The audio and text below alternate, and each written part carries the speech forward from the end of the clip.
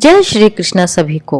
बोलो भगवान विष्णु की जय, बोलो गौरी शंकर की जय, तुलसी माता की जय। अब मैं आपको सुनाने जा रही हूँ कार्तिक महात्म का 22वां अध्याय। जब देवताओं जलंधर में भयंकर युद्ध चल रहा था और जलंधर भगवान शंकर के द्वारा मारा गया तो सारे ब्रह्मादि देवता नतमस्तक होकर भगवान शिव की स्तुति करने लगे। और इससे आगे की कथा अब मैं आपको सुनाने जा रही हूँ और वीडियो को अंत तक देखना, क्योंकि इस अध्याय में आपको बताऊंगी कि तुलसी जी कैसे प्रकट हुई।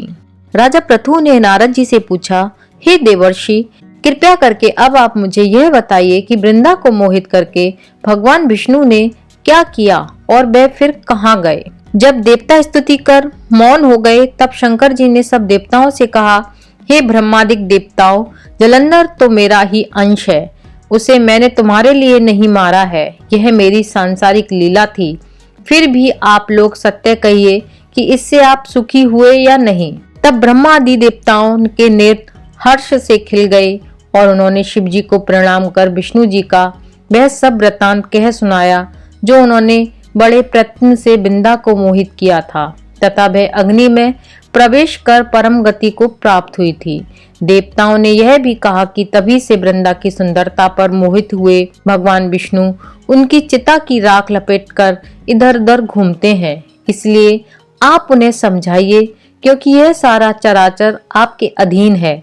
देवताओं से यह वृत्तांत सुनकर भगवान शंकर जी ने उन्हें अपनी माया समझाई और कहा कि उसी से मोहित भगवान विष्णु भी काम के वश में हो गए हैं।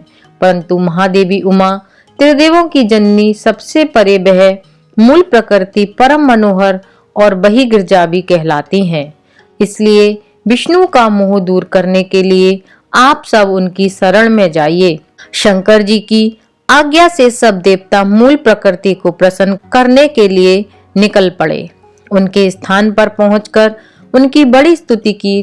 तब यह आकाशवाणी हुई कि हे देवताओं, मैं ही तीन प्रकार से तीनों गुणों से पृथक होकर स्थित सत्य गुण से गौरा, रजोगुण से लक्ष्मी और तमोगुण से ज्योति रूप हूँ। इसलिए अब आप लोग मेरी रक्षा के लिए उन देवियों के पास जाओ तो वे तुम्हारे मनोरथों को पूर्ण कर देंगी। यह सुनकर सब देवता भगवती के वाक्यों का आदर करते हुए गौरी, लक्ष्मी और सरस्वती को प्रणाम करने लगे। सब देवताओं ने भक्ति पूर्वक उन सब देवियों की प्रार्थना की।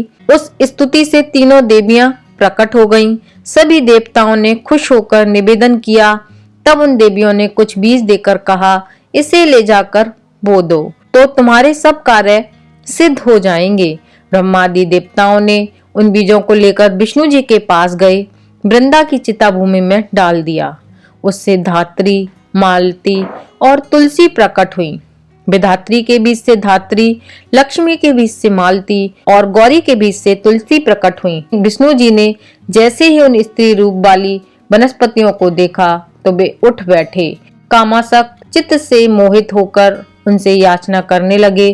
धात्री और तुलसी ने उनसे प्रीति की। विष्णु जी सारा दुख भूलकर देवताओं से नमस्कृत होकर अपने वैकुंठ लोक को चले गए।